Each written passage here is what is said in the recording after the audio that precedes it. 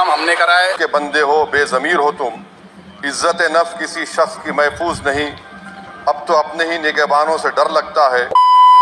তো বন্ধুরা সবাই কেমন আছো? আশা করি সবাই ভালো আছো। ব্যারিস্টার আসাদউদ্দিন ওয়াইসি সংসদে শপথ গ্রহণের সময় জয় ফিলিস্তিনের স্লোগান দেওয়াটা তার উপর এতটাই ভারী পড়েছিল যে তার বাড়িতে গিয়ে ইসরায়েলে ঝান্ডা লাগানো থেকে শুরু করে বিভিন্ন জায়গায় তার বিরুদ্ধে প্রোটেস্ট করা হয়েছিল।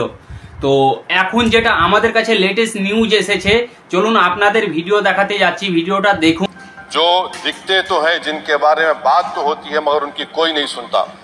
मैं उनके बारे में बोल रहा हूं जिनके बारे में वजीर आजम मोदी ने कहा था कि घुसपैठी है।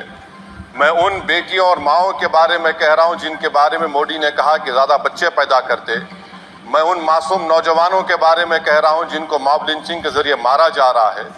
मैं उन बेजुबान माँ और बाप के बारे में बोल रहा हूं जिनकी औलाद आज इस हुकूमत के गलत कानून के चक्कर में जेलों में सड़ रहे हैं।